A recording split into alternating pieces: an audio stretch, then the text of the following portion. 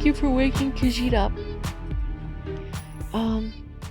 Let's go get something to eat. Khajiit is hungry. Now, Khajiit is not quite sure where one eats here. There's got to be a dining hall. Khajiit didn't notice it last night. She just had a quick bite to eat and was more interested in the warm beds. This is apparently not it. Oh, it might be it.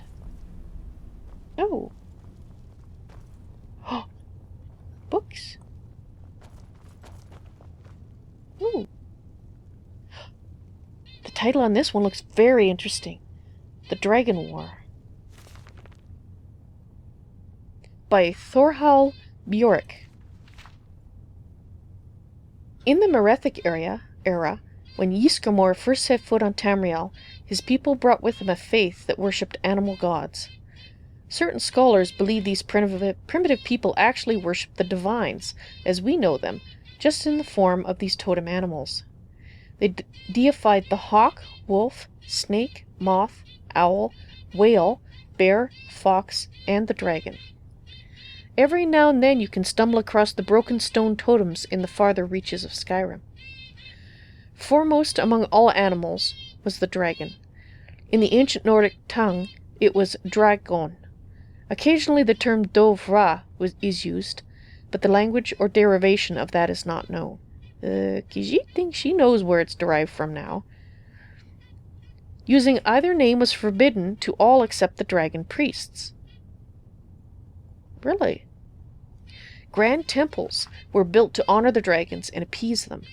Many of them survive today as ancient ruins haunted by Draugr and the undead dragon priests.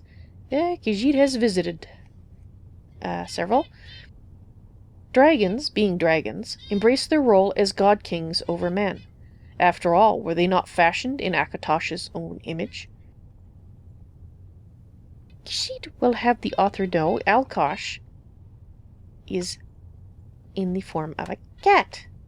A Khajiiti, to actually be precise.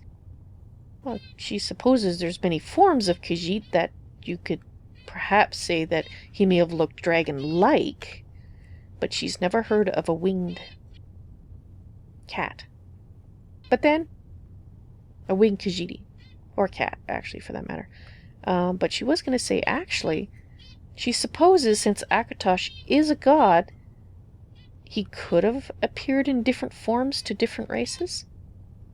And of course, Khajiit would prefer a feline form, and perhaps the Nords preferred a dragon form. Which kind of makes sense if they were worshipping dragons. Okay,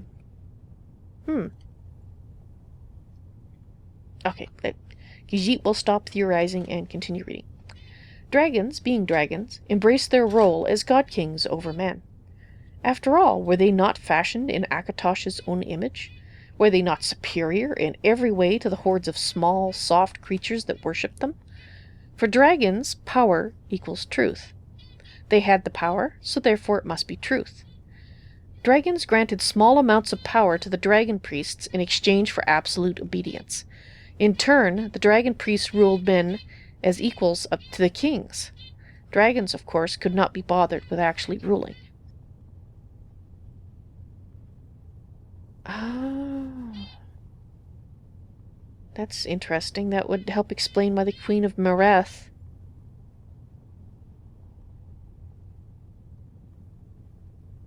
yeah, because she wasn't a dragon priest.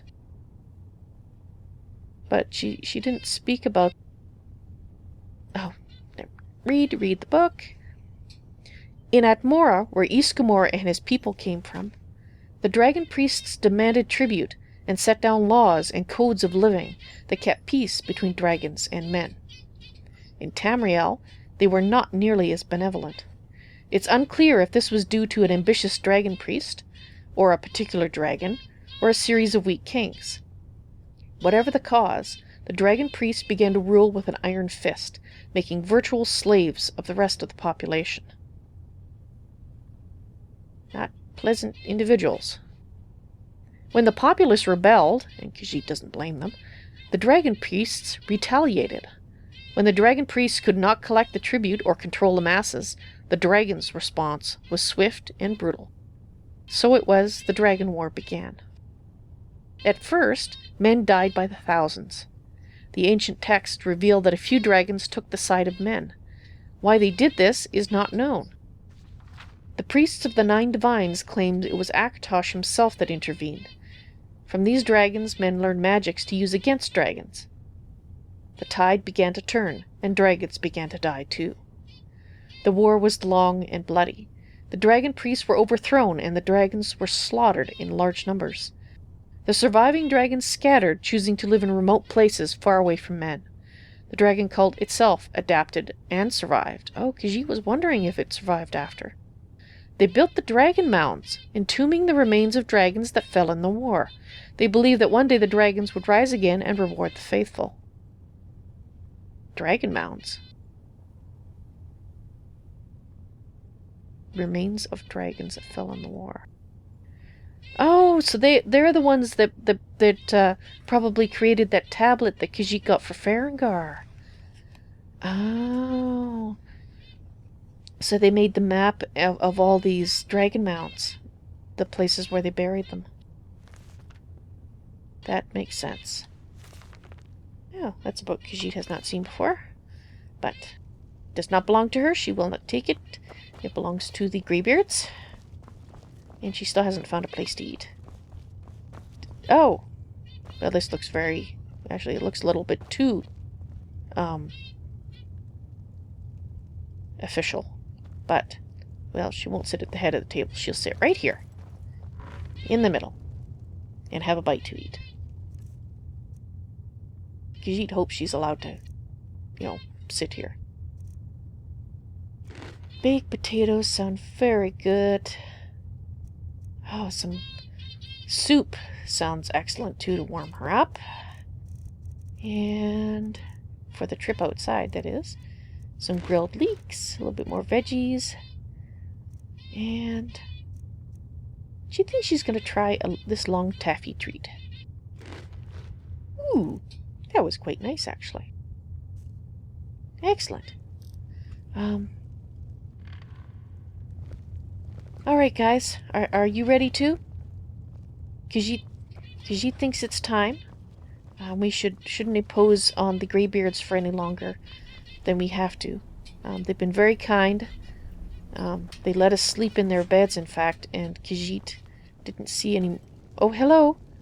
Hello, Bori. Khajiit would like to thank you, actually, for teaching her the words that you did.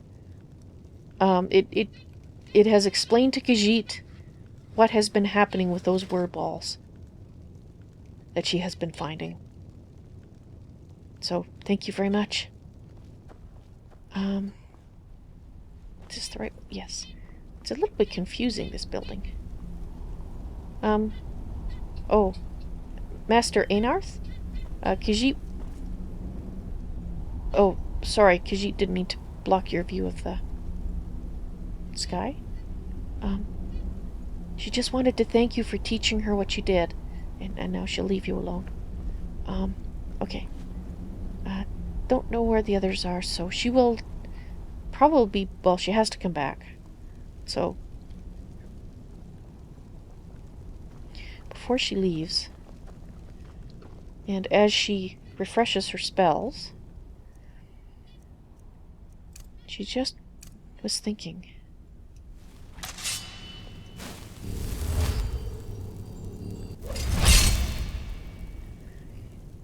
After all that happened yesterday, she really didn't get a chance to think too much before she fell asleep. She was exhausted. All that mountain climbing. But she wonders if the ogre of Dunlane actually knew about this. About her having been touched by Alkosh, and that he gave her dragon blood, and that there's something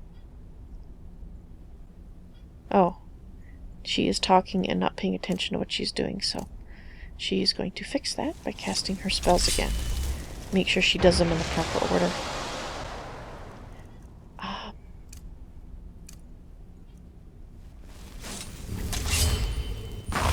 There.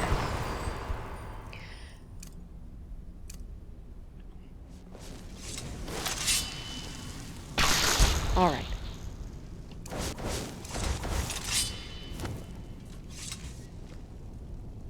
So if Alkosh gave Khajiit the dragon blood, why he chose her she does not know, but it falls upon her shoulders to do the best she can, yes? To understand and listen when the gods guide, when Alkosh guides her in the ways, the ways that gods do. They sometimes, well, as she's learned, sometimes talk to you, but usually they do it through other ways, through things that happen to you, and she has to try to listen. She always has. She's listened when Bandar has took her feet in certain paths, but was it Bandar? Or was it Alkosh all along? And she just, being a mortal Khajiiti, didn't know. Or, well, which god it was, she supposes in the end doesn't matter. What matters is that she listens. And so she needs to learn to listen even better. Now that she knows Alkosh has put some immense task on her shoulders, she supposes, because why else make her Dragonborn if there wasn't, something that he wanted her to do? And maybe more than one something. Maybe there's a bunch of somethings.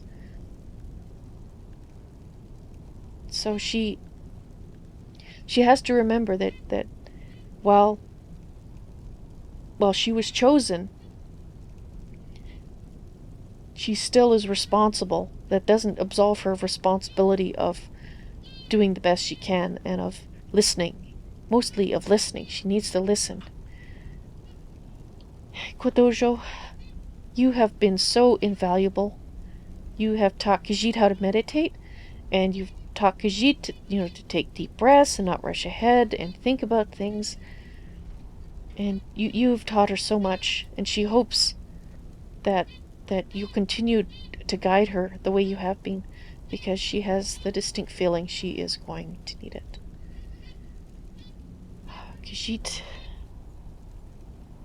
Khajiit doesn't know what's ahead of her, but she has a feeling. She has a feeling it's going to tax her.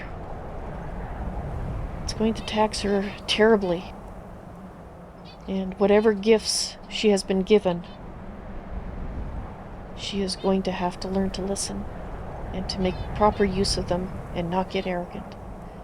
So, if you guys don't mind, Khajiit would like to be quiet as we walk down the mount. And Khajiit actually would prefer to walk, at least once we're out of the worst of the cold. But yes. It is time to be quiet and think.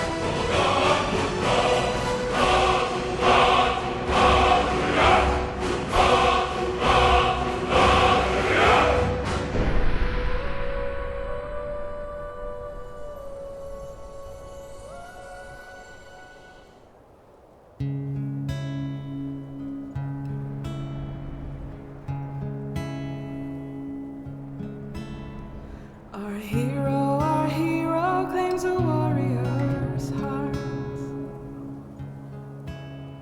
I tell you, the Dragonborn comes with a voice wielding power of the ancient Lord Art. Believe, the Dragonborn comes. It's an end to the evil of all Skyrim's foes. Beware, the Dragonborn comes.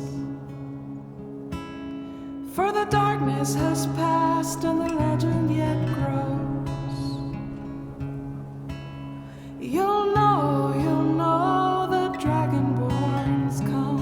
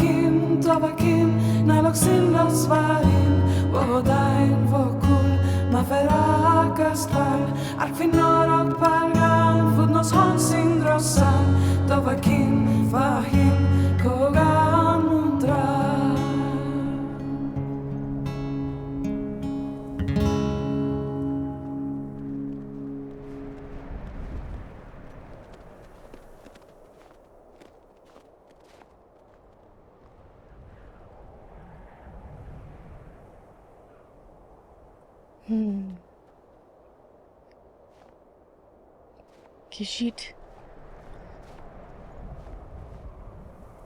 She thinks that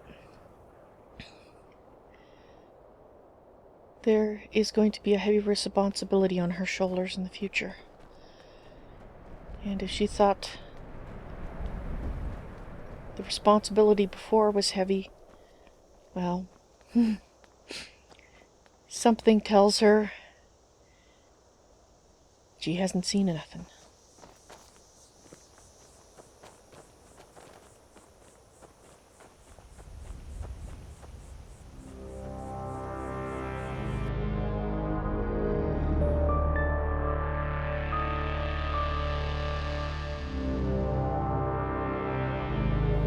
Say, Khajiit is curious.